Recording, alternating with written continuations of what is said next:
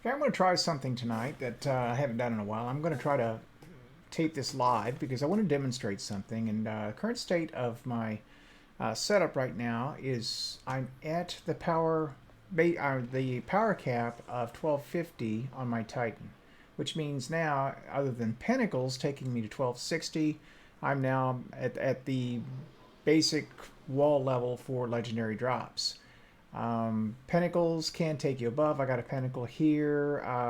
Basically, I was able to take that up. I'm hanging on to this 1249 because I want to have. I like to keep one or two of those around just in case I have a weapon that I want to pull out of the vault. It may not go to 1250, but it will be good enough to take me into an activity. You see, I'm holding on to a 1250 there, 1250 there. Yeah, that's what I tend to do. Anyway, what I really wanted to show you was this Arctic haze that I just got. And this is an interesting thing because it has a perk on it called Thresh. Killing combatants with this weapon generates a small amount of super energy. And if you've not used the Arctic haze yet, this is actually a pretty solid auto rifle, especially in PvE. I have not tried this in PvP, quite honestly. I have not very much interest in playing PvP at the moment, a lot because of the state of the game. In PvP, I think there are some issues that are going to have to be resolved before that's going to be fun to play. And stasis is just the tip of the iceberg. So, and that's a big one. It's a big iceberg, and it's just not a lot of fun at the moment. So, a little toxic. Anyway, this has range, so I could bump this up a little bit. I've got a little bit of resource here to do. Oh, being attacked. Going to have to deal with this. And watch. I've got a major spec on this. I think it's what I put on it. And it's pretty much a laser. Boom, it takes him down. You see that hunk of super energy I got off of it. Now that's going to spring these guys up. I've also got Mulligan.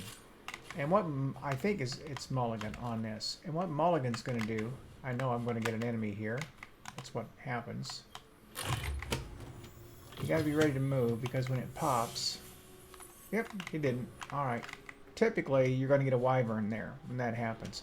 But you saw how quickly my energy came up on my super after getting some kills. Man, I hope this works. This is such an easier way to record. I'm checking it out over here on my right. By the time I clear out these ads, I should have my super. And there it is. Now what I'm going to do is I'm going to come toss this super here and show you how quickly it will regenerate. As long as I find a place to get kills with the auto rifle. Alright, here's a good place to toss the super.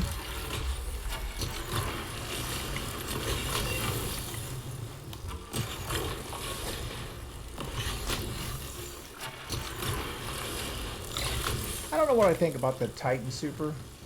It's, I guess it's alright. Alright, so let's just see how quickly I can build that back up. I saw a couple ads right there.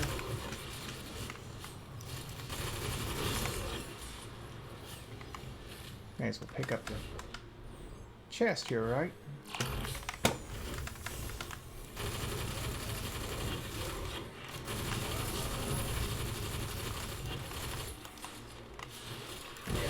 I love this 720.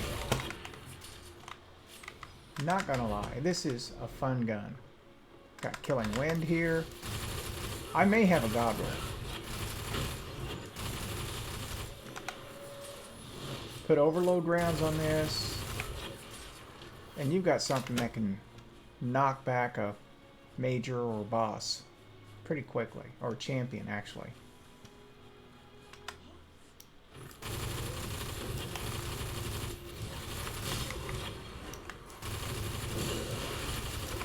You can see it's not too hard to crit if I settle down.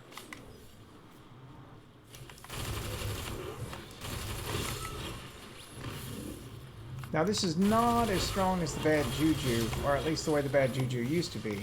Bad Juju used to have your super back within a couple of minutes. And this isn't quite that, but this isn't bad. I used my super about a minute and a half ago. You can actually look at the timestamp. I may do that after this is over. And I put it up. But I'm going to have my super in just a few more kills. Now, I don't know if this would help a lot in PvP. The killing wind definitely would. The super regen may or may not be significant there. Who knows? I'd have to try it out. There's my super. I would say no more than 2.5 minutes. Now, this is with an intellect level of 60 or 39. And so my cooldown should be 5.5 minutes, but this vastly offsets that. I think I'm going to dump that. And that. Unclot this. So let's look at the perks again. Thresh, which killing combatants with this weapon generates a small amount of super energy. Killing Wind, final blows grant increased mobility, weapon range, and handling for short duration. Extended Mag. This weapon has a greatly increased magazine size, but reloads much slower. Greatly increases magazine size, greatly decreases reload speed. I could put in an alloy magazine, but that just gives me a faster reload and drops my ammo down, which is not really something you want with a 720. Chambered Compensator, stable barrel attachment, increases stability, moderately controls recoil, slightly decreases handling speed. The weighty barrel gives me more range, but takes more off handling speed and stability. So again, with a 720, which is kind of a fire hose, you don't really want to do that. I can boost the range up with this stat. This is, the way I look at 720s is a lot like a submachine gun with a bit more range and more punch, and of course a bigger magazine. Oh, by the way, that's got sideways on it too. I did not notice that. Oh, that's my hailing confusion. By the way, I'm going to point this out too. This is another killer perk. Wellspring. Kills with this weapon generate ability energy. This energy is divided between your uncharged abilities. So like if I throw a shield, throw a melee and a grenade and start getting kills with this weapon, then I'm going to get all that back real quick. So now what I have here, and I think these weapons synergize so well, you have the ability to speed up your recover on everything if you pair these two weapons. And I gotta say, I mean, this is being called the it's an adaptive frame 390. What is the one that I'm gonna have to get into my dim here and have a look. There is the Dad Gun, and it's a 390 pulse rifle, and the name escapes me at the moment. It is a kinetic. I might have deleted Bygones. It's the Bygones.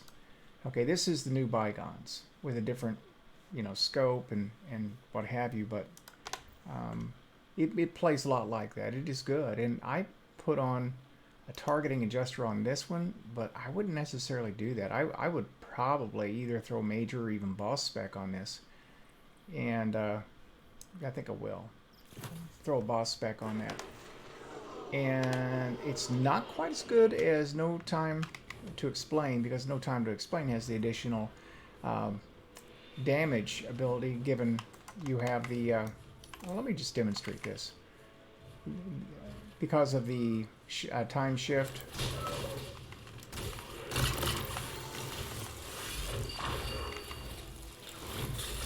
alright, so I've used all my abilities. Now watch this. Oh, wow, that's the auto rifle again. Alright. You see how quickly my shield charged back on that kill?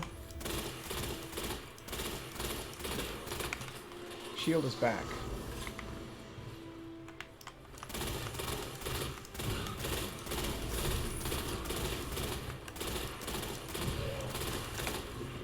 Now, I almost have my melee and grenade back already. Oh, I pulled that shot, didn't I? I struggled with shanks. Oh, how terrible. Now you know why I struggle in PvP. Alright. I got all my abilities back now. As of now. So let's go toss them again. Put that down.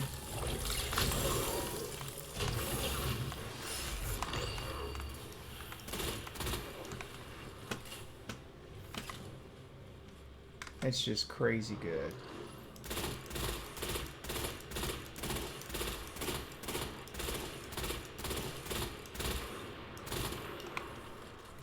Shield is back.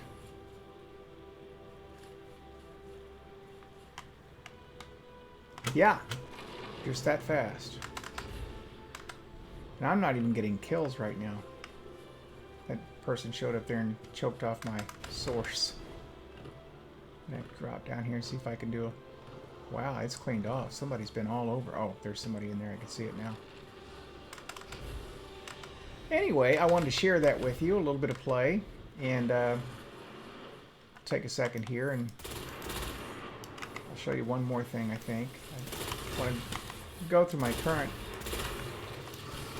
loadout. Just like the bygones, this is just a steady gun. And it's just very reliable.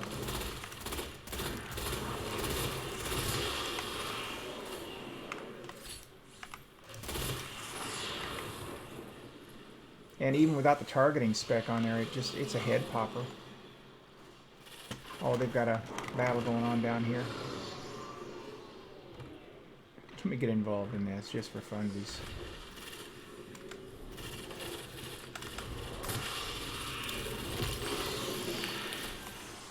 I don't know why I did that.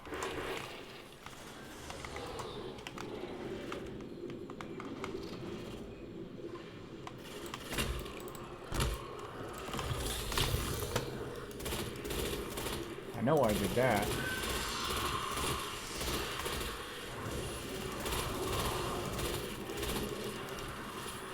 Pro tip, if you stand here, they don't see you first. They look the other way. So you can basically stand in. Now, I don't know if the ship will shoot you out of here, but you can stand right here and essentially you'll get ignored.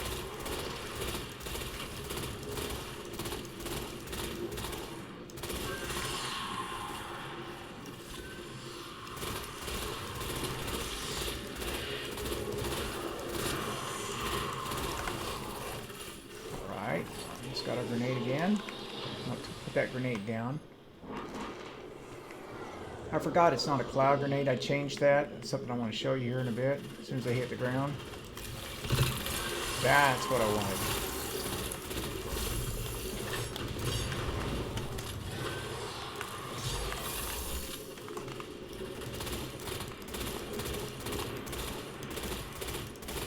The enemies are getting a little tougher now. Alright. So let me move off the side here and just kind of share this.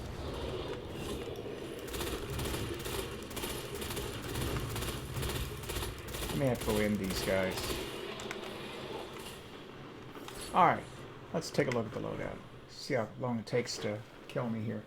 So, I have unlocked only one aspect. And quite honestly, I don't know if I'm going to push to get another one this week because I need to start my hunter. I have a couple of the grenades done. The glacier grenade, the dusk build grenade, and the cold snap grenade. Obviously, I don't have any of the new strikes. I just have the one. I've got the standard lifts and the standard barrier, so there's nothing really special here. What I'm speccing for specifically is resilience and recovery, but with the emphasis on resilience. I would probably myself max out the resilience, and you know, if I'm not going to max it out, the 7 I could take from this, I could put it into here and I would still have 90, which if you don't know how that works, if you don't cross the threshold, it's the same as being at the level below. So 97 is not better than 90. You're either 90 or you're 100, or 9 and 10 as people say. This is 6. I could possibly take 7 from here, put it into here, and make that 7. So this would be 9 and 7. I'd get a little quicker boost. My grenade is not too bad considering, but I'm not emphasizing it. But my mobility is awful. I'm going to take that. If I was doing PvP, I might take a hit on the mobility somewhat. or I might actually put more effort into that. Maybe even carry a lightweight weapon, uh, run exotics that would speed me up. But I'm really not specking out for PvP at all at the moment. I really want to maintain my PvP because most of my play is going to be there. And by golly, isn't that a beautiful Guardian right there? I'm gorgeous, gorgeous. I'm fond of the color red, obviously, and that's Carmenica. If you're curious which shader that is, I believe that's what it is, Carmenica. Let's have a look at that. No, Crucible Prestige. I was using Carmenica, but I like the polish of this one. I think that that's consistent. Nope, Carmenica. I ran out of Carmenica and I didn't buy any more, so I put Crucible Prestige on. But I do like Carmenica. It's one of my favorite shaders. And I really think the polish on that sets it off. I'm aware I could go out and buy it, but I was short of resources. You know what? I might just do that. Let's just go into collections here real quick. Right? And I think it's a general one. Oh, no, shader. Activities, Carmenica, there it is. I'm just going to buy one. All right. Let's put that on the helmet so we've got everything the way it should be. Oh, look at that. Look at that. It really does set it off. Yeah. And you see I just got kicked. I was doing a legendary Lost Sector. I tried it like 3 times yesterday. And I didn't know that you got kicked to orbit when you died in the boss room. That really kind of cheesed me off. And then I'm halfway through the boss fight the next time I go through. And I get kicked to orbit with baboon, anteater, whatever it was. Whatever animal it was talking about that time. And yeah, I was not pleased. And I got to tell you, I'm not going to get the exotic armor at the rate I'm going, but I don't know. I'm going to sit on that for a few days and think about whether or not I want to mess with that again. And, you know, people argue they're easy to do, and maybe they are for some people. I'm struggling with it, and I just don't know if it's a hassle I want to mess with at the moment. And more than that, I don't know if it's the way I want the content to be delivered. And when I'm in that quandary, I don't get online and grouse about it too much. I mean, I don't get on the boards and throw a tantrum. I just ignore it. And I figure that works out one of 2 ways. Either I'm in the minority and most people like it, in which case I just need to shut up and either go for it or don't. Or my thought is the majority and people ignore it and Bungie does something about it. So either way, I'm okay with it. I'm not going to have everything in the game. Never was going to happen. Doesn't matter if it does. It's a good gun, isn't it? Alright. Anyway, I'm going to cap this right there.